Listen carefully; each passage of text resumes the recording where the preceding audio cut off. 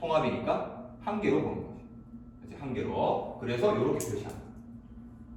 그렇죠? 자, 그래서 여기에서 통합적으로 규정하는 걸 육체와 이성을 합한 거를 뭐라고 불렀어요?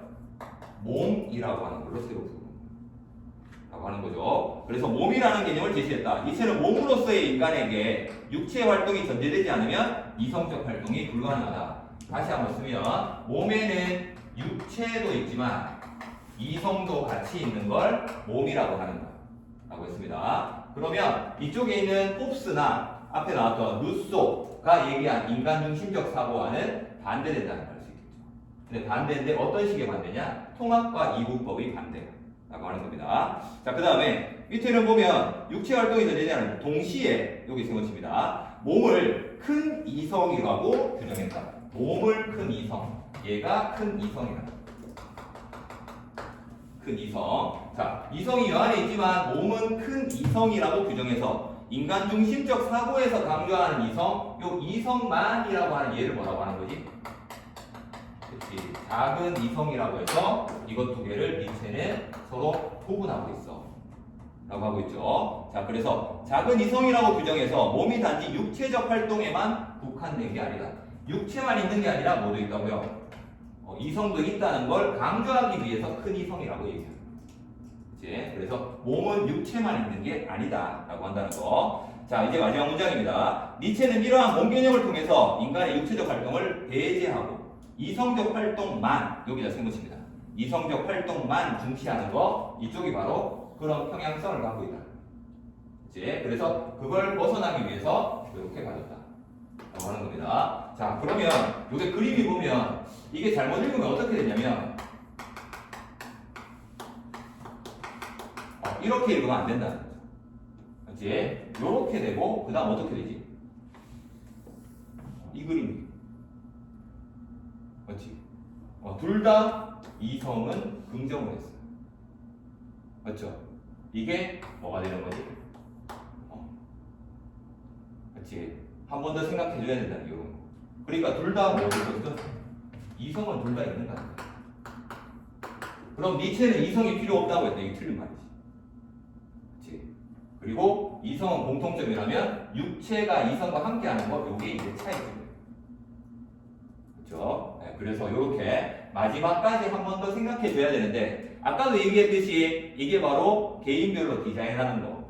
써놓고 생각을 할 거예요. 그렇지? 써놓고 생각. 그러니까 여기에서 얘네들의 공통점은 뭐지? 이거 한 번 더 밟아줘야 된다. 그렇죠? 지금 보면 여기에 써놓은 거 전부 다 뭐만 써놨지? 이거만 써놓은 거 아니야? 맞죠? 계속 둘의 뭐가 차이가 있는지 이 얘기만 하고 있다는 거지.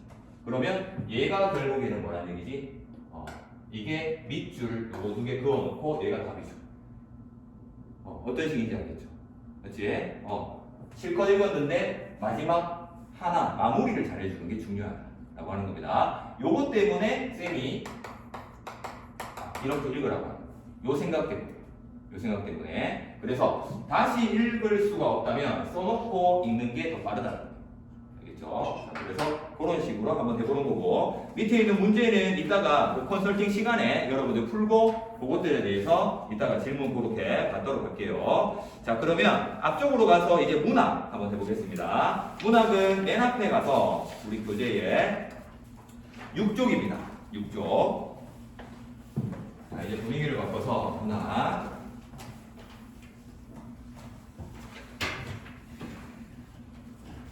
자, 독서는 그래서 이 선지에 대한 이해보다는 글을 내가 완벽하게 기억해내는 거. 그러니까 나한테 온전한 책임이 있어요. 맞죠? 글을 분석해야 되네. 하지만 문학은 그거 자체가 이해가 안 돼도 문제를 통해서 그 문학 작품을 이해해야 돼. 라고 하는 겁니다. 자, 그러면 우선은 우리가 제일 처음에 여러분들 아마 학교 들어가면 교과서에 제일 먼저 나오는 게 현대시예요. 현대시. 그래서 현대시 보는 거이라고 하는 건데, 우리 교재에 보면 첫 번째 거기에 6쪽에 밑에 보면 여백이 있죠. 네, 거기에다가 잠깐 써보도록 합니다. 페이지 6쪽.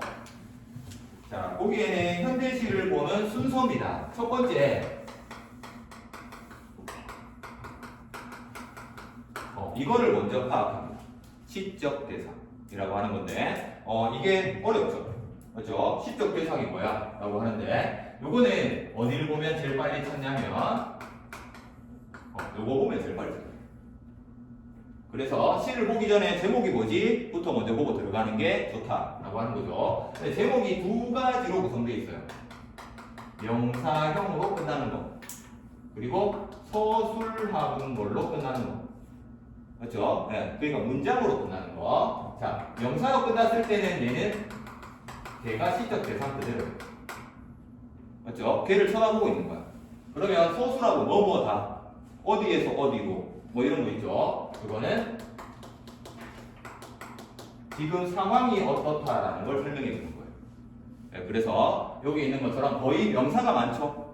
우리 읽는 거 보면. 그래서 그런 식으로 표현한다라고 하는 거고요. 자, 그 다음에 두 번째 시적 상황입니다. 얘네들은 지금 무슨 말인지 몰라도 우선 요 순서대로 진행된다. 이따가 어떻게 하는지 독서하고 똑같습니다. 한 번만 딱 주면 여러분들이 아마 감을 찾을 거예요. 쌤이 틀을 주는 공식입니다. 요 틀. 자, 그 다음에 두 번째 시적 상황이라고 하는데 이 말도 어렵습니다. 그렇죠? 근데 시에서의 상황이라고 하는 거 두 가지. 요 말 무슨 말인지 알죠? 정서가 나타나는 게 상황이고요. 정서 말고 또 하나 더 있죠. 뭐 있지? 태도라고 하는 게 있습니다. 근데 우리는 이걸 정서나 태도라고 아마 중학교 때는 배웠을 텐데 고등학교 올라오면 그리고 수능에서는 저거 두 개를 뚜렷하게 구분할 수 있어요. 정서와 태도. 자, 정서라는 건 쉽게 얘기하면 이겁니다. 맞죠? 기쁘다, 슬프다. 이런 것들. 태도는 뭐지? 이거죠. 근데 여기에서 조금 어려운 거, 수능이 제일 좋아하는 시가 바로 이걸 태도라고 불러버려요. 이제 생각이 바뀌는 거죠, 태도입니다. 그치? 그래서 여기까지. 자, 그러면 이제 거의 이제 다 왔는데 이 정서를 확인하기 위해서는 뭐를 보면 되냐면 바로 요거를 확인하는 겁니다. 그치? 걔가 이 정서라는 건 감정인데 쉽게 얘기하면 긍정적이냐 부정적이냐. 그치? 그러니까 플러스 마이너스 이거 얘기하는 게 긍정입니다. 감정입니다. 나는 그걸 좋아해? 싫어해? 이런 거죠. 자, 표현법을 보면 알 수 있어 라고 하는 겁니다. 자, 그 다음 두 번째는 이런 거 있죠. 비유나 상징. 표현법의 구체적인 거. 자, 그 다음에 이런 거 있죠. 이미지. 네, 이런 걸 통해서 그 정서를 파악하는 거예요. 중요한 건 뭐냐면 오늘 요거를 할 텐데 얘가 시각적 심사, 후각적 심사. 이 냄새 있죠? 냄새 찾아보세요. 이거 아니에요. 맞죠? 우리 뭐 개도 아니고 냄새 후각 느껴져요? 뭐 이게 아니라고. 무슨 얘기냐면 이 표현법을 찾았으면 거기에서 어떤 정서가 느껴지는지를 찾아야 돼요. 오늘의 학습 목표입니다. 뭔지 알겠죠? 이게 선지입니다. 알겠죠? 자, 그 다음에 태도입니다. 이건 이제 다음 시간에 하게 되는 표현법인데 여기는 행동이 나타나는 부분은 시 어디에서 나타날까요? 우리 그 문법 하잖아. 맞지? 행동은 무슨 사? 그치? 동사는 어디 있지? 문장에 어디 있어요? 처음에 있나? 주어 있잖아. 그러면 소수로 아닌가요? 쌤이 태도 찾으세요 하면 어떻게 읽어야 돼요? 시를 거꾸로 읽어야지. 거꾸로. 뭔 말인지 알겠죠? 왜? 여기 있잖아. 시를 거꾸로 읽어본 적 있어요? 없을걸. 근데 거꾸로 읽으면 보여요. 반복이. 앞에서 읽으면 반복이 안 보여. 근데 거꾸로 읽으면 반복이 보여. 왜? 얘를 반복하고 있어. 알겠죠? 자, 그래서 소수로 해서 나오고 그리고 또 얘 말고도 이런 것도 태도를 나타내서 얘기들이 어렵죠. 맞죠? 단어나 역설은 이게 바뀌었다라기보다는 뭐가 바뀌었다라고 봐야 돼요? 요거죠. 그렇지? 그래서 얘가 어렵고 요런 시가 수능에서 많이 나오겠죠. 교과서에 많이 나오겠지. 우선은 여기까지 가는 거 이게 다 큰 그림 다예요. 이게 현대시에서 우리가 알아야 되는 개념인데 그 중에 요거 할 겁니다. 오늘. 자, 그러면 그 위에 있죠. 감각적 이미지 있습니다. 아까도 얘기했듯이 우리는 오감이 있어요. 오감. 네, 그 오감을 얘기하는데 얘를 보면서 그 옆에다 써보세요. 이거를 파악해야 돼. 우리는 이거를 파악해야 돼. 정서나 태도가 여기에서 묻어 나와야 된다는 거예요. 알겠죠? 그래서 시 한 구절을 읽어도 그냥 넘어가면 안 돼요. 그러니까 밑에 있는 시각적 이미지 봅시다. 얘에 오히려 꽃은 빨갛게 피지 않는가? 거기에서 시각은 뭐가 느껴지죠? 빨갛게 들치면 되지. 그렇지? 빨갛게 거기 들쳐봅니다. 이거 하자고 하는 게 아니라고. 알겠죠? 빨갛게 요거는 뭐 색채요. 수능에서는 시각적 이미지라고 쓰지 않아요. 왜냐? 모든 시는 시각이 있어요. 맞죠? 쳐다보고 있는 거니까. 그 시각이라고 쓰지 않고 색채어가 있냐 이렇게 갑니다. 그래서 색깔 나오면 봐야 되는데, 자 그러면 여기 한번 이 문장 한번 볼게요. 오히려 꽃은 빨갛게 피지 않는가? 라고 했습니다. 꽃은 빨갛게 핀데 그럼 딴 거는 빨갛지 않다는 거죠. 그렇지? 그러면 여기에 오히려라고 했으니까 꽃이 빨간 거는 이 사람의 정서는 뭐예요? 여기 아까 얘기했잖아. 이쪽이야, 이쪽이. 빨간 게 좋아하냐? 좋으니까 이 얘기를 하는 거지. 바로 이건 긍정적인 태도. 다시 말하면 꽃이 좋은 거네 라고 얘기한다는 거예요. 요까지 가져야 돼. 요까지. 알겠죠? 자, 그래야지 문제를 풀 수 있다. 자, 색채어를 통해 긍정적인 태도를 보여주고 있다. 선지 바로 만들잖아. 맞죠? 왜 긍정적이라고 할 수 있지? 오히려 꽃은 빨갛게 피지 않는가? 라고 묻는 게 아니라 소리적인 표현을 사용했지. 맞죠? 자, 그럼 한 번 더 해볼게요. 밑에 호르 이런 걸 뭐라고 부르죠? 음성어, 의성어. 이걸 수능에서는 음성 상징어라고 부르죠. 여기서 음성 상징어. 얘네들을 우리는 중학교 때 의성어, 의태어 이렇게 불렀습니다. 그렇죠? 얘네들의 특징은 뭐지? 의성어, 의태어인지 어떻게 알아보죠? 반복하는 거는 의성어, 의태어예요. 우리나라 졸졸졸 뭐 이런 거 있죠. 그렇죠? 그래서 요것들 이렇게 나오고, 자 그러면 여기에서 보면 호르르 가을 아침 휘어진 청명을 마시며 거닐면 수풀이 호르르 벌레가 호르르르 라고 했습니다. 자 여기에서는 이게 가을 아침을 지금 설명을 하고 있어요. 근데 가을 아침이 가만히 있는 것 같아요? 움직이는 것 같아요? 움직이는 것 같아. 세 글자로 좀 유식하게 써볼까? 살아있다, 생, 움직인다, 동, 감. 감자가 무슨 감자? 정서, 감정이지. 그렇지? 여기에서 생동감이라는 게 느껴지나? 맞죠? 이것도 선지 아닌가? 맞죠? 음성 상징어를 통해 대상의 생동감을 드러내고 있다. 맞죠? 자, 여기까지 가져야 되는 거 바로 선지가 그걸 가리키게 돼요. 알겠죠? 한 번 더 해볼게요. 3번에 촉각적 이미지입니다. 여기 찾아볼까요? 하도 뽑고 도로 춥고 싶어라. 촉각은 어디 있죠? 촉각. 추운 거 촉각을. 그렇죠? 네, 그리고 하도시라고 하는 것은 두꺼운 옷. 요즘 치면 그 패딩, 노스페이스 뭐 이런 거. 네, 그런 게 하도이라고 하는. 뜨거운 옷이 아닙니다. 핫. 그게 아니고. 자, 그랬을 때 여기 보면 이게 두꺼운 옷을 벗고 춥고 싶대. 그럼 이거 두 개는 대비되는 거네. 맞죠? 촉각. 어떤 느낌이 나죠? 얘는 추운 거. 딱. 핫옷은 따뜻하다. 나는 촉각적 대비를 주고 있습니다. 이 사람은 뭘 하고 싶대요? 둘 중에 뭐 하고 싶대? 춥고 싶어라. 이쪽을 뭐 한다는 거지? 이거 한다는 거지. 맞죠? 이게 뭐지? 이렇게 되는 거지. 맞죠? 네. 그러니까 여기 지금 시에서 왜 이걸 사용하냐고 제가 자꾸 쌤이 물어보는 거예요. 굳이 왜 이렇게 얘기할까? 호루 왜 이러고 있냐는 거지. 그렇지? 그건 시적 화자가 이걸 드러내고 싶어서 그렇다. 알겠지? 그걸 읽어줘야지 현대시가 이해가 된다 라고 하는 겁니다. 자 그러면 그 밑에 있는 4번도 한번 볼까요? 미각적 심상. 여기 미각이 뭐가 느껴지죠? 어린 시절에 풀던 불던 풀피리 소리 아니 나고 메마른 입술에 쓰디쓰다. 쓰디쓰다 보이죠? 쓰디쓰다. 요게 미각인데. 자, 그러면 얘는 왜 쓰죠? 뭘 못해서 쓴 거지? 입술이 메말라서? 메말랐는데, 메말라서 어떻게 된 거죠? 바로 앞에. 어린 시절에 풀던 풀피리 소리 아니 나고에다가 줄 쳐볼까요? 아니 나고. 쓴 이유는 바로 뭔 소리가 안 나기 때문에. 그렇지, 방금 얘기했듯이 풀피리 소리가 안 나서야. 그렇지. 근데 풀피리 소리는 언제 났던 거란 얘기죠?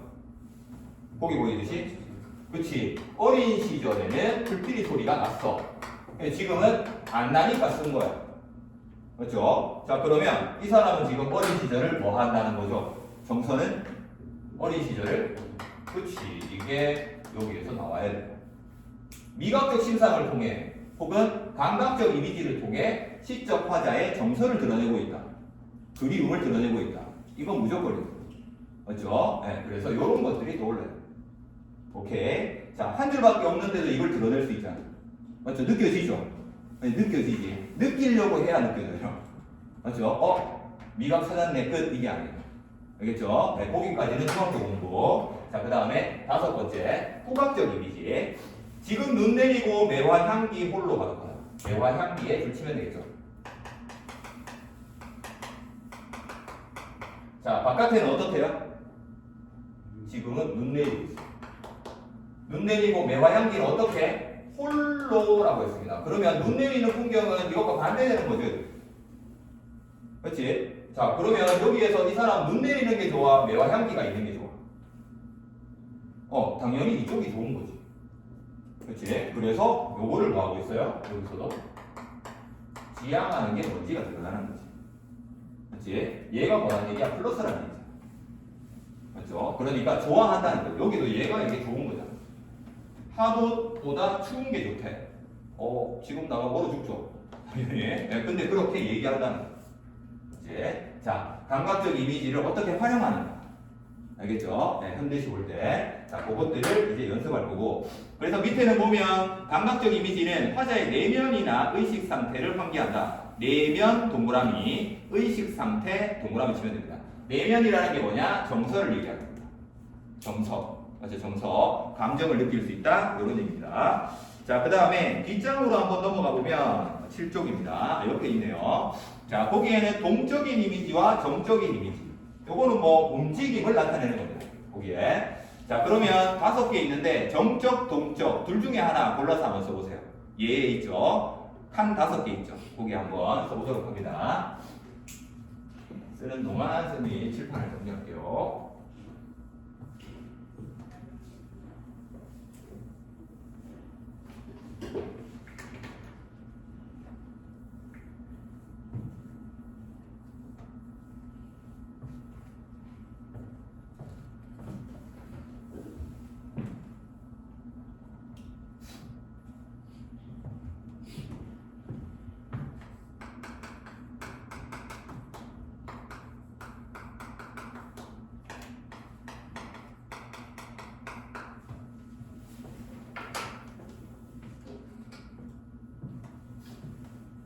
자, 그러면 여기 한번 볼게요. 이미지라는 건 아까 얘기했듯이 다 정서입니다.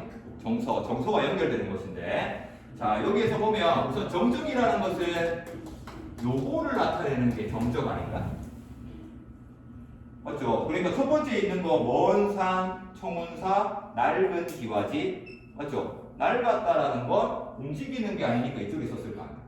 정적이라고. 그건 상태를 나타내기 때문에 그런 거죠. 그럼 동적은 당연히 이게 드러나면 되는 거지. 그러면 상태를 나타내는 건 우리 국어 중에 품사가 뭐예요? 그치, 얘는 형용사야. 얘는 뭐가 되지? 당연히 동사겠지. 그렇죠? 네, 이렇게 정적과 동적 헷갈린다. 그럼 형용사를 썼나? 아니면 동사를 썼나? 이걸 생각해 보면 된다. 자, 그래서 첫 번째 있는 건 낡았기 때문에 정적이라고 하는. 그렇죠? 두 번째는 녹았으니까 동적이라고 하는. 그렇지? 자, 여기에서 동작이기도 하지만 이걸 하면 동사라는 거 알고 있죠? 맞죠? 변화하면 자, 녹는다는 게 움직이는 것처럼 보이지 않게 느껴질 수 있다는 거예요. 맞지? 그래서 녹는다 현재형이 되죠. 자, 그 다음 세 번째, 피어가니까 동적이죠. 그렇죠? 피고 있는 변화가 있잖아. 그치? 네 번째, 맑으니까 정적이죠. 그렇지? 형용사니까. 다섯 번째, 돌고 있으니까 동적입니다. 그렇죠? 자, 그래서 얘네들 같은 경우에는 여기에 보면 정적과 동적이라고 하는 얘네들이 이게 시 하나인데 순환하고 있어요. 그렇죠? 근데 여기에서 정적인 게 좋아요? 동적인 게 좋아요? 그런 거 없죠. 맞죠? 그러니까 순환하고 있는데 여기에서 자신의 정서는 여기에서 배제시키고 있어요. 낡은 건 나쁜 건가? 그런 게 아니죠. 낡은 게 좋은지 나쁜지를 몰라요. 맞죠? 이런 거를 어렵게 뭐라고 하냐면 들어봤죠? 관조적이라고 얘기합니다. 관조적이라는 건 정서가 드러나지 않는 경우. 그렇죠? 자, 정서가 드러나지 않는다. 관조적이다. 여기에서 나오게 되는 말이 뭐냐면 바로 무엇을 절제했지? 맞죠? 감정을 절제했다. 이렇게 나오는 거고 여기에서 바로 이 이미지를 뭐라고 얘기하냐면 이렇게 얘기해요. 속세는 뭐지? 절제된 공간이 아니라는 거죠. 결국에는 여기에서 정적과 동적 이미지를 순환시켜서 말하고자 하는 건 요거를 얘기하고 싶은 거예요. 알겠죠? 이미지에서 넘어가게 되는 거. 요 생각들. 자, 이 시가 어려운 건 여기까지 가는데 고등학생이 이해를 못해요. 그렇죠? 네. 근데 이게 탈속적이다. 그냥 내신에서 외우는 것처럼 그렇게 외워서는 수능에서 못 푼다는 얘기예요. 왜? 나는 탈속이라고 배웠더니 절제라고 얘기해버린다. 그렇죠? 네. 지금 뭔 얘기하는 거냐면 얘네들은 비슷한 꾸러미에 넣어야 된다. 그렇지? 관조한다는 건 절제되어 있다는 거야. 뭐가? 그렇지? 그래서 서로 자꾸 연결시켜놔야 돼. 선지끼리. 그래서 아까 작품에서 이해가 안 되면 선지에서 얘기하는 것끼리 모아봤을 때 얘와 얘가 같이 썼으면 둘은 답이 안 된다는 거지. 같은 말 하고 있다. 이런 식으로 답지를 집어봐야 된다.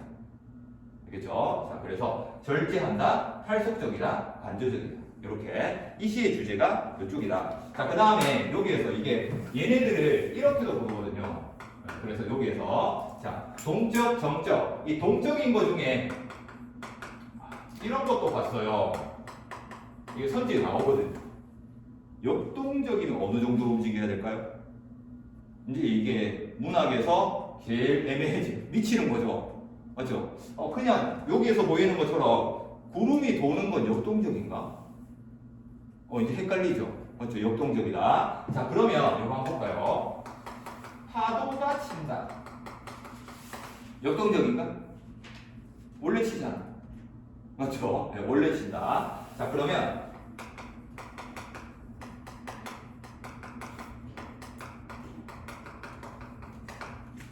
역동적인가? 보이죠? 맞죠? 네. 원래 그런 게 아니라 이거는 뭘 사용한 거지? 비유적 표현을 사용했지. 그렇지? 그러면 역동적이라고 느껴집니다. 또 하나 한 번 더 해볼까? 조금 더 가보면 이런 것도 이게 이제 느낌적으로 가야 되는데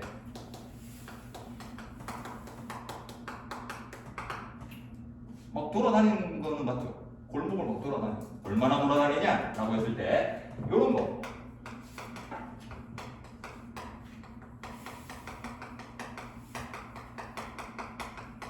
이건 역동적이다. 역동적이죠. 맞죠? 얘랑 써놓으니까 역동적인 것처럼 느껴지지. 자, 그러면 요거는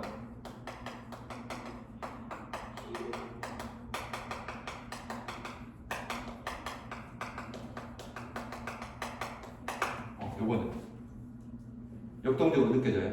느껴지지. 자, 얘네들의 공통점은 뭘까? 바로 얘는 비유적으로 사용했고요. 맞죠? 얘는 수식이 있어요. 그렇지? 행동 앞에. 그 다음 얘도 바람이 달려갈 때. 이거는 중학교 때 많이 하는 하류적인 표현이죠. 어쨌든 비유가 들어가 있다. 그렇지? 다시 말하면 동적 이미지와 뭐가 좀 차이가 있는지 알겠죠? 역동이라고 하는 건 이 역자가 붙을 수 있는 건 힘이 느껴져서가 아니에요. 맞지? 세게 움직이는 것 같은데 태풍급이어야 될까? 그게 아니라 바로 시적 화자가 여기에 더 힘을 줬다는 얘기죠. 맞지? 힘 줘서 표현했다고 역동인 거예요. 그럼 좀 이해되나? 그치? 동작만 나타나면 동적인데 역동이라는 건 거기에 비유적 표현이나 수식이 더 들어가는 거야. 라고 생각하면 역동이 있네 없네 라고 느낄 수 있다. 그래서 여기 있는 역동적이라는 것도 한번 봤습니다. 자, 그 다음에 뒤에 있는 8쪽 한번 볼까요? 자, 상승 하강 이미지 있습니다. 자, 여기에는 운동 이미지라고 거기다 써주는 거예요. 운동 이미지.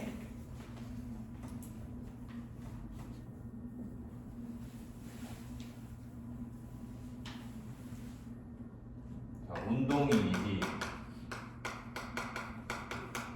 자, 얘네들은 움직이는 거 아래 위로. 자, 운동 이미지니까 당연히 얘는 문장의 어디를 봐야 될까요? 상승하는, 이게 수능에 요즘 많이 나오는 말이거든요. 상승하는 이미지를 통해 정서를 드러내는 이런 거 많이 나오는데 얘네들 당연히 운동하는 거니까 여기를 보라고. 그래서 운동이라고 썼어요. 왜? 동작이니까. 그렇죠? 네, 다 거꾸로 읽어야지 나오는 거예요. 거꾸로 읽어야 돼 나오는 거. 그러니까 C에서 이게 얼마나 중요한지 알 수 있겠죠. 그렇죠? 앞에서 읽어서 이해가 안 되면 거꾸로 읽어봐라 라고 하는 겁니다. 자, 그러면 밑에 있는 얘 한번 볼까요? 상승 이미지에 온 혼으로 애타면서 속으로 몸속으로 불타면서 버티면서 거부하면서 영하에서 영상으로 영상 5도 15도 지상으로 밀고 간다. 막 밀고 올라간다. 결정타죠. 올라간다. 동그라미 쳐야 되지. 올라가니까 이건 뭐지? 상승 이미지. 상승 이미지. 자, 여기에서 뭐가 올라가는지 주어가 없죠. 그래서 제목을 알려줄게요. 여기서 보면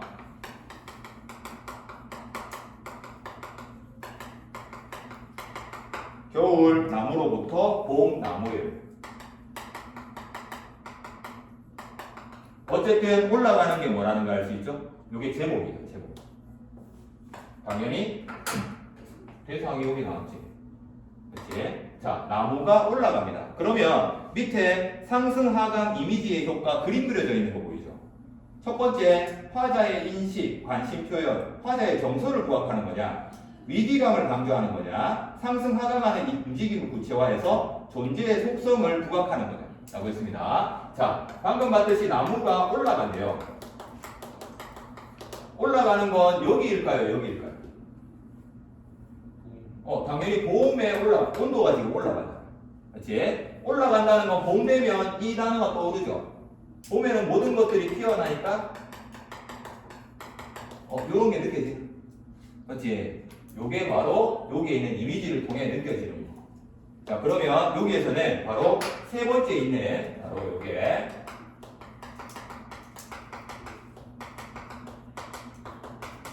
이것과 연결해 볼 수 있을까요? 여기에 있는 표 3개 중에 화자의 정서를 부각하냐, 사물의 변화 과정을 표현하냐, 그리고 존재의 속성을 부각하냐, 그 중에 세 번째 있는 존재의 속성을 부각하는 거 이쪽으로 가주는 거죠. 그렇죠? 그거는 이제 나중에 선지 보면서 하면 되는데 어쨌든 여기에서 이게 느껴지면 된 거예요. 생명력 올라갔으니까. 자, 그러면 옆에 있는 화강 이미지 해볼게요. 저녁 피 묻은 동굴 속으로 밑없는 그 동굴 속으로 끝도 모르고 나는 거꾸로 지른다. 거꾸로 지른다. 여기에다가 동그라미 쳐야 돼. 거꾸로 지른다. 자, 여기에다가 동그라미 치고 요게 하강인데 여기에서는 결국에 이 사람이 어디에 있기 때문에 거꾸로 지고 싶은 거지? 방금 여기 읽어보니까 무슨 동굴? 그냥 동굴도 아니고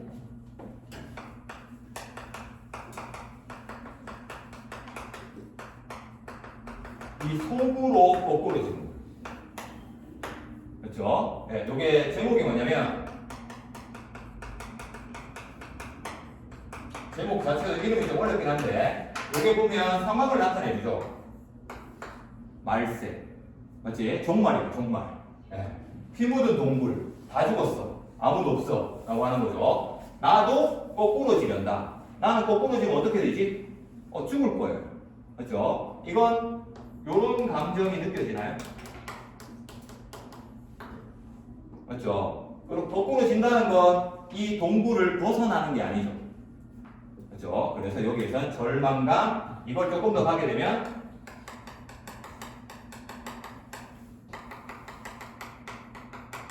네, 이런 단어들이 이제 우리는 나와줘야 된다고 하는 겁니다. 자, 그래서 이미지라고 하는 거, 이 운동 이미지가 그러니까 상승 하강 이미지가 이런 식으로 마련합니다.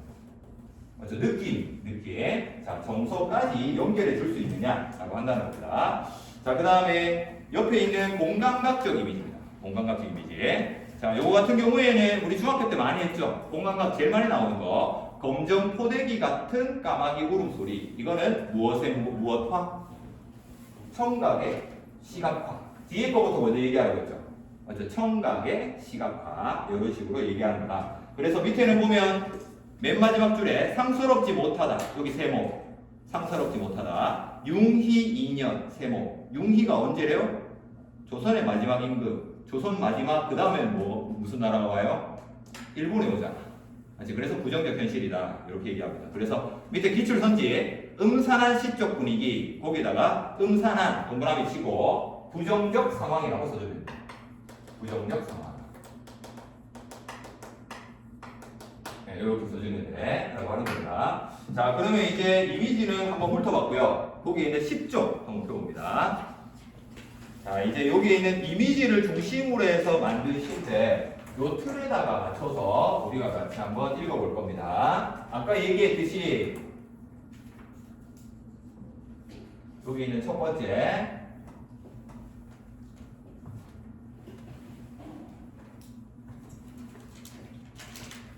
첫 번째에 있는 것은 시적 대상입니다. 그리고 두 번째는 시적 상황. 그 옆에다가 이렇게 써놓습니다. 항상 요게 쓰고 시작하는 거야. 클릭되어 있죠. 네, 그래서 시적 상황이라고 하는 거고 마지막에는 태도를 찾을 겁니다. 태도는 스스로에 있다라고 얘기했었죠. 자, 그러면 시적 대상 우리가 읽기 전에 시적 대상은 무엇부터 확인해라? 제목부터 확인해라. 그래서 여기에 제목을 확인했더니 뭐예요? 추일서정. 그렇죠? 추일. 자, 추일서정인데 추일이라고 하는 것은 한자인데 이게 가을 날을 얘기하는 거죠. 네, 가을에 있는 거. 서정은 뭐지? 감정의식. 정서, 감정. 그래서 뒤에 있는 감정을 쳐다보는 건 아니니까 추일이라고 하는 거. 요거를 이제 한번 찾아보는 거고요. 자, 그래서 시적 상황은 당연히 제목에서 얘기했듯이 그 서정.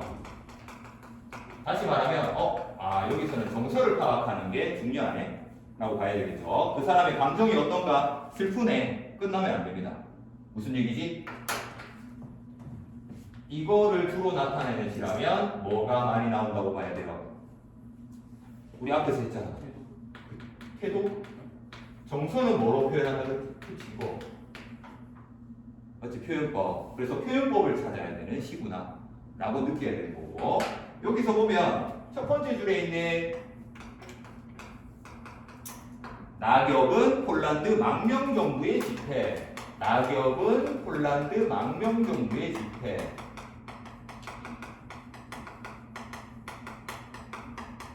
자, 어려운 말처럼 느껴지는데 우리 문학도 우리가 살고 있는 이 시대에 쓴 시야 라고 했을 때 여기 있는 폴란드 하면 어디가 제일 먼저 떠오르지? 동유럽인데 폴란드 바로 밑에 지금 뭐 하고 있어요? 거기 5글자. 맞죠? 네, 우즈베 그쪽에 있는 우크라이나. 바로 우크라이나에 전쟁 막 일어나잖아. 맞지? 전쟁이 일어나니까 이게 망명이 뭐냐면 망한 나라의 정부입니다. 우리나라를 보면 그 일제시대 때 우리나라도 정부가 있긴 했죠. 어디 있었지? 임시정부가 어디에 있었어요? 우리나라에 안 있고 상해 임시정부. 그게 다른 나라에 도망가서 만든 정부예요. 다시 말하면 망한 나라라고 할 수 있겠지. 자, 그러면 그 나라의 집회니까 여기에서 끝나면 안 되고 이거를 뭐라 하지? A는 B다. 이거 무슨 법? 그치? 은유법 맞죠? 은유법을 사용했습니다. 이 은유법을 사용해서 얘가 얘기하고 싶은 건 뭐야? 망한 나라의 집회가 낙엽처럼 막 낙엽이 굴러다니는 게 망한 나라의 지폐만큼 엄청 많이 막 굴러다니는 거예요. 그렇죠? 얘네들은 뭐 한 거지?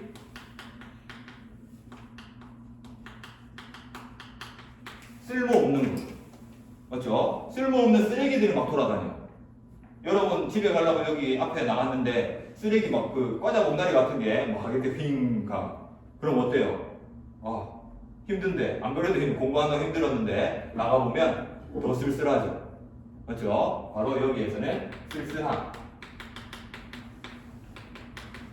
망한 나라의 것이니까 망한 거. 자, 요런 감정까지 여기에다가 표시해 줘야 된다 라고 하는 겁니다. 자, 그러면 여기 밑에 있는 포화에 이지러지 도른시 가을 하늘을 생각해 한다. 자, 망한 나라, 그 나라의 쓸쓸함이 느껴지나?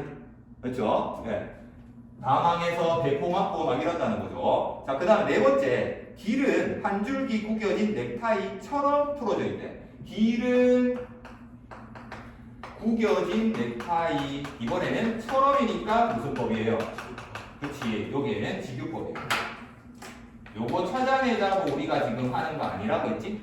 맞죠? 자, 여기에 보이듯이 자, 직유적인 표현을 사용해서 우리에게 뭘 주느냐? 라고 한다는 거고, 길이 넥타이, 그러니까 넥타이니까 길이 막 이렇게 돼 있는 거겠네. 맞지? 근데 그냥 넥타이라고 해도 되는데 무슨 넥타이라고 했어요? 구겨져 있어.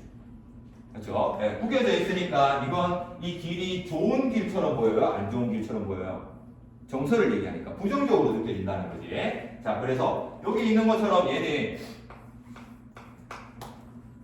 비슷한 건데 황량한 그 길을 얘기하고 있어 라고 한다는 거. 여기서 죄송합니다. 자, 그 다음에 일광의 폭포 속으로 사라지고 조그만 담배 연기를 내뿜으며 새로 2시에 급행차가 들달린다.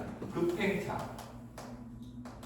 보라시고 급행차가 달리는데 연기를 뿜는데 어떤 연기를 뿜는데요?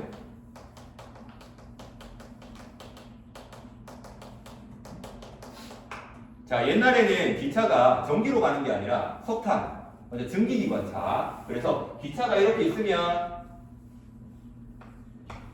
이렇게 기차 이렇게 있다고 하면 여기에서 이렇게 이게 나오죠. 그렇지? 이거를 담배 연기처럼 보인다라고 한다는 거. 자, 그래서 여기에서 담배 연기라고 하는 거, 연기하면 느껴지는 게 뭐죠? 연기는 금방 사라지지. 그렇지? 지금 약간 이런 스타일이니까 얘도 이러한 감정이 느껴져 라고 해도 될까요? 된다. 논리적으로 된다 라고 하면 이런 선지도 나올 수 있다. 그렇죠? 정서가 일관돼야지 갑자기 조그만 담배 연기 한 대 땡기는데 이렇게 하면 안 되죠. 맞죠? 네, 그래서 그 담배 연기 실제가 아니라 연기처럼 이건 그냥 사라지는 거 라고 생각을 한다는 거. 자, 그 다음에 포플라 나무의 근골 사이로 공장지붕은 흰 이빨을 드러냅니다. 흰 이빨. 자, 이빨을 갖고 있으니까 이것도 여기에 있는 색채 이미지부터 사용됐죠? 맞죠? 흰 거. 그 다음에 지붕인데 무정물을 유정물처럼 만들었죠. 이빨이 있다. 이렇게 얘기하고 있습니다. 그래서 비유적 표현을 사용하고 있는데 어쨌든 색채어를 사용했다는 것 자체가 우리는 지금 뭐 하고 있는 거예요? 이미지, 비유, 상징 이런 표현법이 있으면 뭘 찾아야 된다고? 정서를 찾으라. 알겠죠? 표현법이 사용됐네? 그럼 바로 정서를 찾으러 들어가는 건데 여기에서 공장 지붕에서 흰 이빨이 보인대. 이러고 있는 거죠. 맞죠? 공장 지붕이. 자, 그러니까 여기에서는 굉장히 왜 이렇게 얘기하지?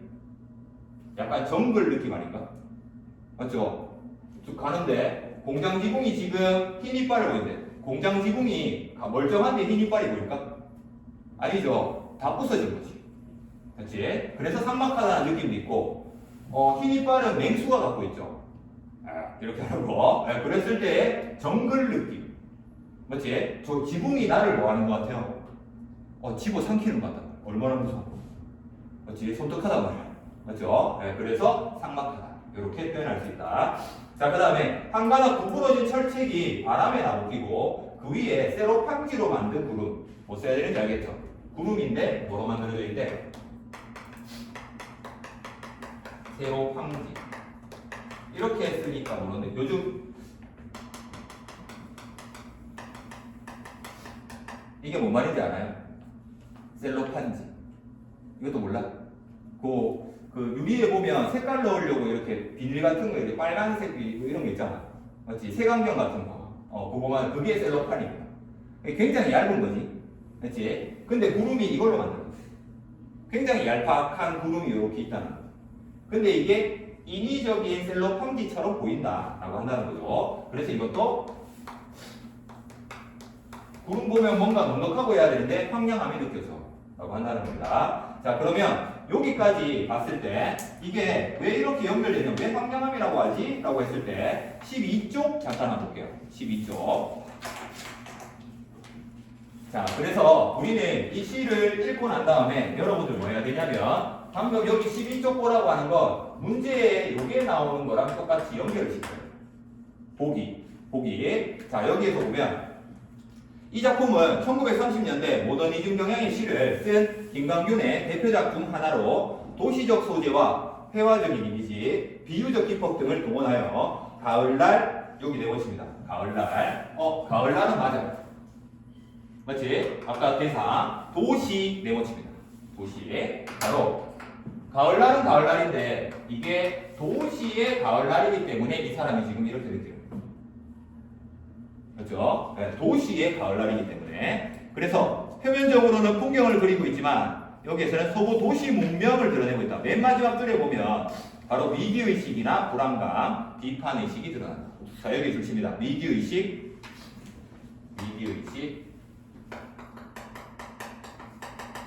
그리고 불안감, 그리고 마지막 비판의식.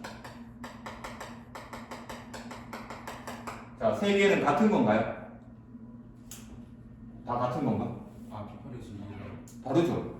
그러면 얘를 찾아야 되고 얘를 찾아야 돼요. 보기에서 이렇게 좋습니다. 맞지? 자, 그 다음 두 번째, 이건 뭐 때문에 오는 거라고? 여기에 있기 때문이라고 얘기했습니다. 자, 도시라고 하는 게 이 시가 방금 언제 써졌다고? 자, 이게 이제 우리가 앞으로 해야 되는 문학사라고 하는 것 중에 김광균은 1930년대, 다시 말하면 이때 우리나라가 무슨 일이 일어났지? 일본이 이제 우리나라를 뭐 했어요? 공장으로 만들어 놓고 중국을 치려고 하는 시기였죠. 갑자기 왜 한국사야? 그렇죠? 네. 그래서 중국 치려고 우리나라에 공장을 만들면서 우리나라가 뭐가 됐지? 이게 급속도로 일어나는 시기였어요. 그래서 일본이 아직도 그 얘기하잖아. 너희들이 지금처럼 잘 사는 건 우리가 거기다 공장 지어줘서야 라고 얘기하는 게 일본의 입장이죠. 그치? 그래서 자기들은 사과를 안 하는 거예요. 사실은 뭐 그럴 수도 있고 알 수도 있는데 어쨌든 이때 이게 일어났다고 보는 거죠. 자, 그러면 여기에서 흰부필이 시어를 쓴 겁니다. 이 중에 이게 느껴지는 시어를 한번 동원하면 볼까? 뭐가 있죠? 첫 번째, 근대화가 되면서 나타나는 게 뭐가 있지? 지폐 아닌가? 또 근대화가 되면서 나타나는 거. 우리나라에 옛날에 이걸 맸나? 그치, 상처 틀고 있었는데 무슨, 그렇지. 또 뭐가 있지? 담배. 담배는 조선시대도 폈어요. 이거 있잖아, 곰방배 같은 거 있죠. 야, 왜 우리나라에 담배 있었다? 그러면 그게 아니라 이 차는 없었죠. 그렇지. 또 그렇지, 공장지. 또 그렇지, 세로황지 공장이 나온다. 알겠죠? 바로 얘네들을 통해서 뭘 느낀 거예요? 요거 느낀 것까지 우리 찾았다. 그렇지? 자, 그래서 여기까지는 이러한 것에 대한 이거라고 생각해도 될까요? 그렇죠? 네, 그러면 여기까지의 의미들이 뭔지 약간 느껴지나? 그렇지? 이거 전부 다 불안하게 만드는 거죠. 그렇지? 자, 그래서 아까 이 흰 이빨 이런 것들이 왜 느껴지냐는 거죠. 그렇죠? 네, 그래서 그런 것들 여기서 한번 봤던 거고. 자, 그러면 앞으로 다시 돌아가서 이제 밑에 이제부터는 뭘 찾느냐? 정사가 나왔는데 이제 태도 찾을 차례예요. 그렇죠? 자, 시의 처음에서 이게 시적 상황이라고 하는데 이런 부분들을 거기에다가 써보면 낙엽 옆에다가 이렇게 한번 써보세요. 생각이 시작되는 부분이에요. 촉발되는 거야. 그러면 마지막 부분에 가서는 뭐가 되냐면 고독한 반원을 긋고 잠기어간다. 거기에다가 집약이라고 씁니다. 집약. 모든 것이 여기로 모이게 된다. 이게 현대시의 가장 기본적인 원리인데, 자 그러면 거기에 세로판지 바로 밑에 한번 볼게요. 자욱한 풀벌레 소리 발길로 차면, 발길로 차면 줄 쳐볼까? 왜 줄 쳤죠? 뭐가 있기 때문에 시적 화자의 행동. 그렇지? 발길로 찬 건물에서 태도라고 하면 되지. 왜 찼대요? 밑에 한번 볼까? 홀로 황량한 생각 버릴 곳이 없어. 왜 찼다지? 왜 찼다고 하죠? 그치, 버릴 곳이 없어. 그렇지? 앞에 있는 이 생각들, 이 느낌, 황량함을 버릴 곳이 없어서 발길로 차고 있어요. 그런다고 막 버려져? 안 되지. 그래서 어떻게 했냐? 허공에 띄우는 돌팔매 하나. 여기 어디에 줄쳐야 될까요? 화자의 행동에 나타나는 부분은? 그치, 띄우는 데 줄쳐야 돼요. 이런 부분이 어려운 부분인데 발길로 차서 안 됐어. 그래서 띄웁니다. 뭐를 띄웠지? 돌팔매. 돌 집어 던진다. 그렇죠? 네, 돌을 집어 던졌어요. 근데 그게 어떻게 됐지? 기울어진 풍경의 장막, 기울어진 풍경에다가 세모 쳐볼까요? 이게 바로 뭘 나타내지? 부정적 현실이죠. 맞죠? 그냥 있는 게 아니에요. 기울어져 있어요. 그렇지? 그래서 밑에 고독한 반원을 긋고 잠기어간다. 그 돌팔매가 어떻게 됐대요? 마지막에 보십니다. 잠기어간다. 그렇죠? 자, 그래서 고독한 반원, 반원이라는 게 뭐지? 여기서 던졌어. 그랬더니 이렇게 된 거예요. 그렇지? 이게 반원인데 던진 곳에 다시 돌아온 거지. 그렇지? 자, 그 전에 요거는 시적 화자의 행동인데 그게 이 중에 뭐라고 생각할 수 있을까요?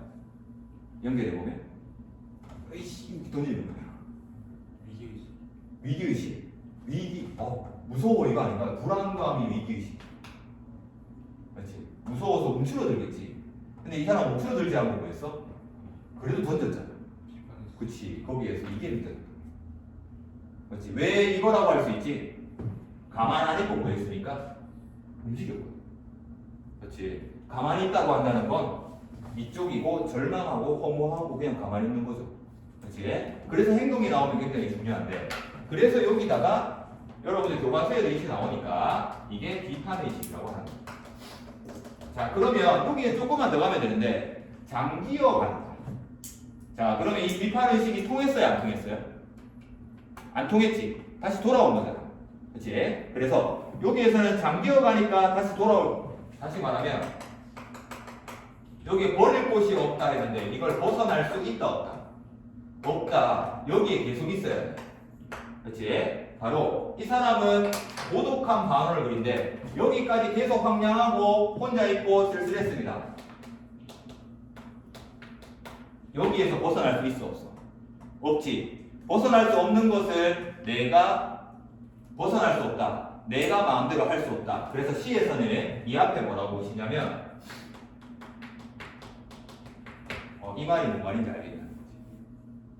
이게 주제거든요. 근원적 고독감. 이거 외워서 될까? 안 돼요. 근원적이라는 건 무슨 뜻이지? 이거하고 똑같은 말이야. 운명이잖아. 마치 운명. 나는 운명 받아들일 수밖에 없다는 거지. 그렇지? 자, 하지만 이건 있었어요. 맞지? 있었지만 그거에서 벗어날 수 없다는 걸 느끼게 되는 거죠. 그게 바로 마지막에 있는 잠기어간다. 잠기어간다에는 무슨 이미지? 그렇지. 그것까지 지금 하면 하강 이미지. 하강 이미지. 밑으로 내려가고 있죠. 하강 이미지. 자, 그러면 태도까지 정리하는 거 보여줬죠? 그렇죠? 여기에서는 왜 태도를 안 썼지? 화자의 행동이 있었어요, 없었어요? 없지. 그냥 상황. 그래서 배경을 묘사했다. 그렇지? 자, 이런 거를 배경을 먼저 묘사하고 난 다음에 정서가 그 다음 나오는 거를 선, 후정 들어봤나요? 그렇죠? 그래서 이거를 선경후정의 구성이다. 후정. 네, 이렇게 연결합니다. 그렇죠? 다 똑같은 말이에요. 결국에는 이미지를 보여주면 정서를 네가 파악해야 돼라고 우리한테 얘기하는 거랑 똑같죠. 그렇죠? 자, 그래서 여기 있는 투일서정 이거 굉장히 어려우십니다. 사실은. 네, 근데 고1 교과서에 나와요. 이렇게. 네, 그래서 우리 이제 이해되죠? 그렇죠? 네, 그리고 이 사람이 이렇게 슬퍼하는데 돌팔면 왜 저 미친놈 아니야? 네, 돌 던지고 이게 아니에요. 그렇죠? 경찰에 신고해야겠네? 이런 게 아니라는 거죠. 자, 그 다음에 밑에 있는 거 한번 보겠습니다. 자, 거기에는 이제 시적 대상 다시 한번 더 시작해 볼게요. 시적 대상은 뭐 보고 알 수 있죠? 제목에 뭐라고 써 있지? 하늘과 돌멩이. 그렇지, 하늘과 돌멩이. 자, 그러면 1번의 시적 대상 하늘, 돌멩이. 우선 찍어놓고 가는 거야. 맞지? 하늘과 돌멩이 제목이 나왔으니까 얘 열심히 보래요. 맞죠? 자, 근데 얘는 낯선 시 중에서도 낯선 시입니다. 그래서 뒤에 있는 2번 문제 잠깐 한번 볼게요. 2번 문제 거기에 뭐가 있냐면 보기가 있어요. 그래서 방금 했던 것처럼 다시 보게 되면 하늘과 돌멩이는 사물에 대한 우리의 고정관념을 버리고 새로운 시각으로 사물을 바라본대. 고정관념 네모쳐야겠죠. 그리고 또 뭐에 네모쳐야 될까? 당연히 새로운 시각이겠지. 그렇지? 이거 두 개가 대비를 이룬다. 다시 앞으로 돌아가 봅니다. 자, 그래서 여기에는 방금 뭐를 찾은 거냐면 요거 찾은 거죠. 그렇지? 기존 그리고 고정관념 새로운 관점. 이게 이 시의 상황이네 라고 생각하고 한번 봅니다. 자, 1년입니다. 담쟁이 덩쿨이 가벼운 공기에 업혀 허공에서 허공으로 이동한다. 써보니까 이렇게 되죠. 담쟁이 덩쿨이 가벼운 공기에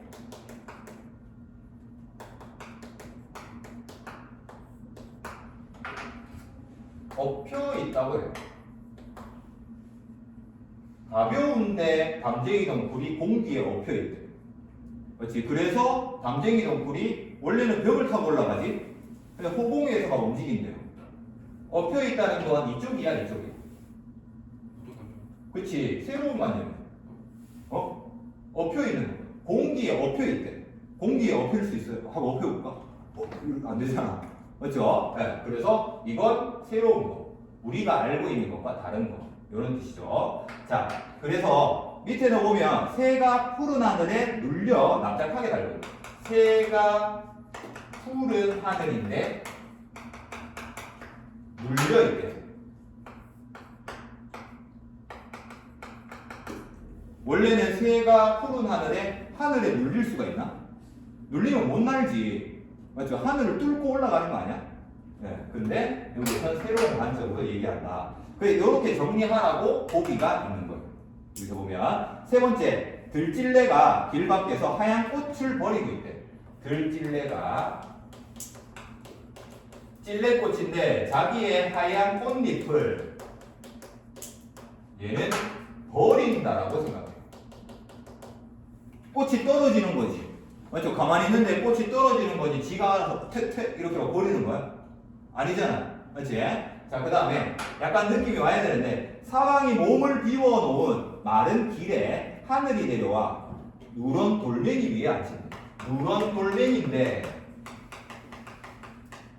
그 위에 하늘이 얹힌대. 돌멩이 위에 하늘이 눌러져 있는 거야? 아니잖아.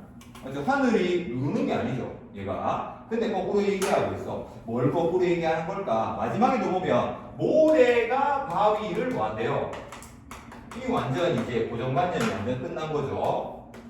얘를 들어 올리고 있대. 아니잖아. 맞죠? 바위에 모래가 깔려 있는 거겠지. 그치? 자, 그러면 여기에서 보이듯이 자, 기존과 새로운 것이라고 했을 때 요게 결국에는 여기 보이는 것처럼 그쵸? 고정관념. 여기 있는 얘네들을 이게 누르고 엎혀 있고 버리고 있습니다. 그쵸? 자, 그래서 여기 있는 것처럼 얘네들이 원래는 이런 거였는데 이렇다고 얘기하는 거거든요. 네, 그러면 한번 동그라미 쳐볼까요? 원래는 수동적인데 능동적인 거 동그라미 쳐볼까? 원래는 그렇지 않아 라고 하는 게 뭐가 있죠? 여기 첫 번째, 누가 움직이는 애지 원래? 근데 얘가 움직이는 거죠. 얘가 업고 있잖아. 그치? 공기에다 동그라미 쳐. 그럼 누르는 주체는 누구지? 새가 눌러 푸른 하늘이 하늘이 누르고 있어. 하늘 원래 움직이는 거 아니잖아. 그치? 그러면 들찔레는 하얀 꽃을 원래 버리나? 가만히 있는데 떨어지는 거 아니야? 들찔레가 가만히 있는데 떨어지는 거죠. 그 다음에 여기에서도 돌멩이에 하늘이 얹혀있대. 누가 가만히 있는 거지? 하늘이 가만히 있는데 이게 얹혀있다고 얘기하지. 여기서도 모래가 바위를 들어 올린대. 누가 움직이는 것처럼 느껴지지? 그렇지, 모래가 움직이는 것처럼 느껴져. 자, 그럼 제목에서 하늘과 돌멩이 중에 누가 움직이는 것처럼 느껴지지? 방금 했듯이 하늘이 얹혀있는 것처럼 느껴지지. 제목이 뭐지? 이거 다 말해준 거 아닌가? 그치? 하늘은 원래 수동적인 거. 근데 얘를 뭐라고? 능동적인 것처럼 얘기하고 있어. 이게 바로 뭐지? 고정관념을 새로운 관점으로 만든 거야. 그렇죠? 이러면 시가 끝났죠? 그렇죠? 네, 그래서 여기에 보면 전부 다 이희리기가 쓰였죠. 그렇죠? 피동. 네. 누구는 능동이에요. 그렇지? 그래서 그런 식으로 여기에 얘기하고 있다라고 하는 겁니다. 이게 고정관념 탈피하는 거예요. 방금 이게 바로 뭐냐면 이 시적 화자의 태도기예요. 그렇지? 이거를 여기에서 요거 바뀌었다고 하는 게 행동이 바뀐 게 아니라 뭐가 바뀌었다고 얘기하죠?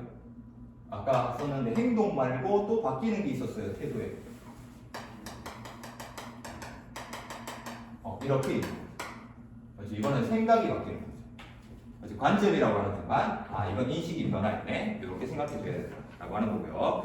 자, 그러면 뒤에 있는 1번 문제 이거 잠깐 같이 한번 풀어볼게요. 자, 가에 대한 설명으로 가장 적절한 거라고 했습니다. 1번 선지. 자, 여기에서 요거 1번만 한번 같이 지금 한번 풀어보도록 합니다. 1번만 풀어보세요.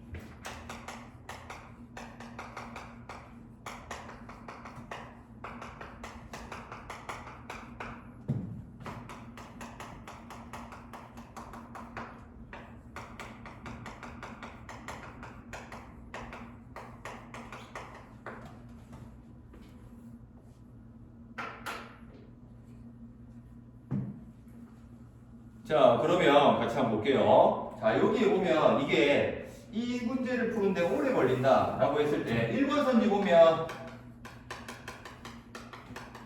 이거 써있고, 두 번째에도 이게 어려운 말이죠. 이제 변주하고 있다 이렇게 쓰고, 세 번째에는 의도적으로 변형했다 이런 말 맞습니다. 그렇죠? 자, 근데 이거 표현 방식 맞는데 여기에 있는 이 표현 방식을 이게 이제 우리 모의고사에서 현대시에서 제일 어려운 문제거든요. 왜냐하면 내용을 출컷하고 났더니 이런 식으로 물어본다는 거죠. 방금 다 읽었는데 승리상관 얘기가 있었나? 다시 시를 보게 만든다는 거죠. 자, 근데 여기에서는 바로 이게 이거를 가장 잘 표현하는 건 뭐냐? 라는 걸 고르라는 문제입니다. 여기서 보면 그러면 1번부터 이건 수비 상관없으니까 틀렸어. 변주 냅두고 이런 식으로 가면 안 된다는 거예요. 이제 하나씩 지우는 게 아니라 무슨 얘기 하냐면 이건 주제와 부합하냐는 거지. 자, 여기 봅시다. 이런데 아까 얘기했지? 이런 게 느껴지지 않나? 이건 아니에요. 맞죠? 안정감을 주려면 주제가 안정적이어야지 이걸 줄 수 있다. 현대시의 특징이 뭐냐? 바로 표현과 주제가 일치가 되는 게 현대시입니다. 고전시가는 그렇지 않죠. 고전시가는 어떻게 써있지? 맞죠? 네 줄짜리 계속 이어지잖아. 가사. 왜 이렇게 쓰냐면 옛날에 종이가 있었을까요? 종이는 누구밖에 못 쓰지? 임금밖에 못 써요. 흰 종이도 아니야. 맞지?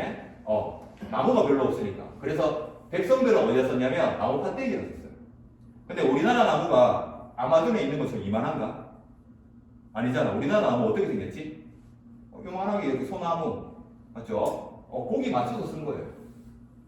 그래서 이렇게 형식이 없는 거야. 그냥 종이에 맞춰 쓴 것 뿐이라는 거지. 근데 현대시로 오면서 이게 생긴 거예요. 그래서 요 문제가 현대시의 메인 문제가 되는 건데, 두 번째도 보면 시간의 흐름이라고 했습니다. 자, 그 다음 세 번째는 보면 현실 극복했나? 아니잖아. 이거 틀린 거야. 그렇죠? 그러면 회의감은 느껴져요? 맞지? 그러면 풍경에 대한 인상, 요거 맞아 틀려? 맞는 말이지. 여기에 풍경을 보고 이걸 느꼈으니까. 쌤이 얘기하고 싶은 건 여기에선 4번 아니면 5번 중에 가야 된다.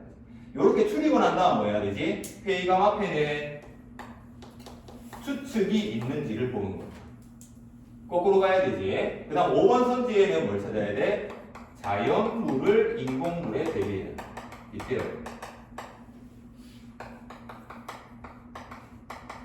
근데 여기에서 우리 아까 봤듯이 이 시는 이거를 보면 뭐가 떠올라야 되지? 1930년대 무슨 화가 많이 진행됐대? 그렇지, 산업화 근대화. 이게 거의 답이죠. 맞죠? 아까 우리 인공물에 동그라미 친 거 아닌가? 공장, 뭐 이런 거, 넥타이 이런 거죠. 네, 그래서 이거 진짜 자연물을 인공물에 대입을 했나? 그걸 찾는 게 아니라 이게 거의 주제에 부합한다는 거예요. 왜? 추측은 나온 적이 없잖아. 그렇지? 공장 지붕이 흰 이빨이 있나 없나? 있을 것이다. 뭐 이렇게. 추측은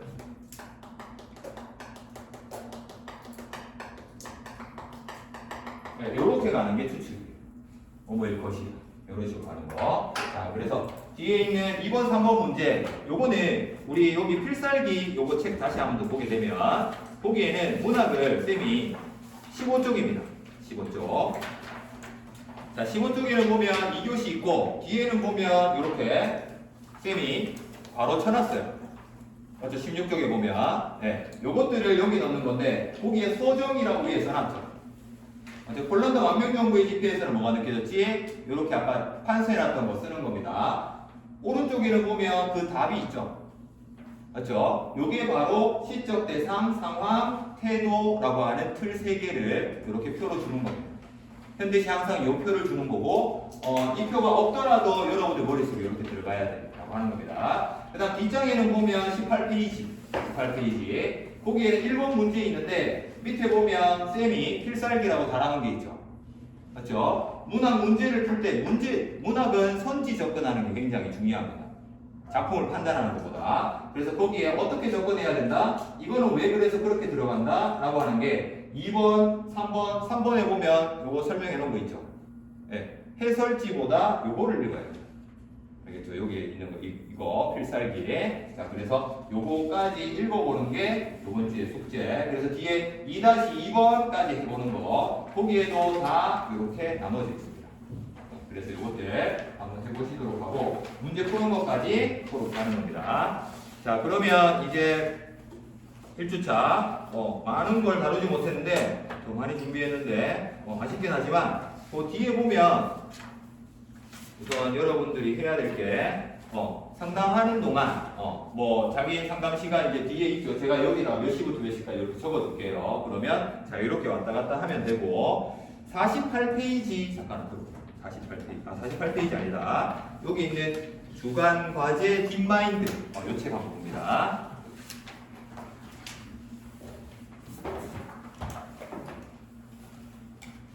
상담을 먼저 하는 학생은 나중에 요거 풀어서 쌤한테 꼭 갖고 오도록 합니다. 84페이지입니다. 84페이지. 84페이지에 보면 새로운 독서 지문이 있죠. 그렇죠? 네, 요거를 옆에다가 쓰면서 요것들을 푸는 겁니다. 네, 근데 요거 잘 못 읽겠다 라고 하면 근데 다 요거까지 작성을 해와야 됩니다. 필살기 한번 펴봅니다. 48페이지에 있는 글을 필살기에 보면 11페이지 필살기 11페이지 거기에는 보면 84라고 써놨네. 48페이지에 있는 기슐레 요거 있죠. 맞죠? 그 글 똑같은 게 여기 있고 그 옆에는 보면 뭐가 있죠? 표가 있죠. 맞죠? 요거 메꿔 넣으면서 읽으면 됩니다. 알겠죠? 그리고 뒤에는 보면 그 표의 답이 있고 그리고 지문 분석도 여기에 써놨습니다. 맞죠? 보이죠? 그래서 요거까지 읽고 난 다음에 뭐 하란 얘기예요? 여기 있는 85페이지 맞네. 84페이지고 여기 84페이지에 84페이지의 글하고 똑같은 겁니다. 그렇죠? 85페이지에 문제 있죠? 뭔 얘기인지 알겠죠? 네, 여기 써줄게요.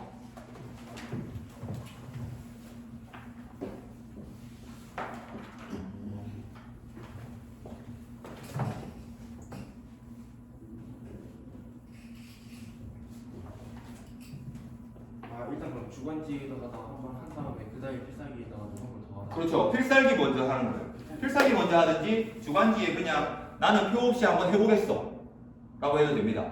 네. 근데 중요한 건 뭐냐? 시간이 1시간 걸려도 상관없습니다.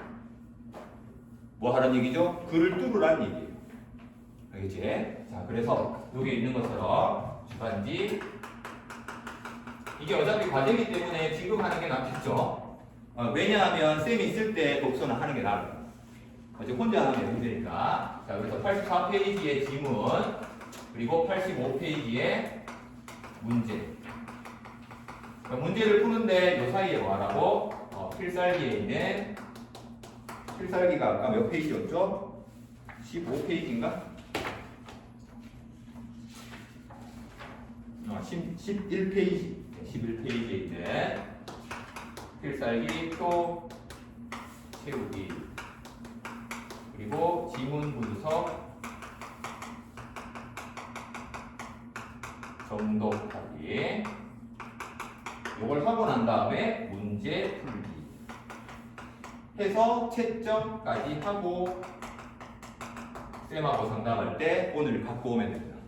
네, 그러면 쌤이 여러분들이 요거 채워놓은 거랑 요거 정독하고 여기 옆에 막 이렇게 끄적거려야 되겠죠? 네, 써놔야겠죠? 그러면 어떤 부분이 안 되니까 요런 거는 요 색깔로 표시해요. 다음 시간까지. 그러니까 파란색 볼펜은 쌤이 얘기하는 걸 체크해 온 거야. 라고 하는 겁니다. 그래서 어떤 부분이 이게 개인마다 차이가 있어요. 네, 대립되는 게 잘 안 보이는 경우도 있고 연결이 잘 안 되는 경우도 있고 네, 그렇기 때문에 그래서 머릿속으로 생각하면 쌤이 교정을 못 해주기 때문에 그 작업을 지금 진행합니다. 그렇죠? 그 다음에 그게 빨리 됐다라고 하는 학생은 뒤에 보면 어차피 이 주간지는 다 해와야 됩니다. 알겠죠? 네, 여기에 다 해온다는 게 여기 있는 거 다 읽을 필요는 없고요. OX 하는 것까지 있죠. 그렇죠? 그래서 여기 보면 앞쪽에 이렇게 옆으로 되어 있는 애들 보면 여기에 OX 문제들이 있어요. 어차피 우리 문제 푸는 거에 선지긴 한데 그거 다시 한 번 더 판단해봐라 라고 하는 거고요. 그래서 문제도 여기 있으니까 뒤에 다한 학생은 90페이지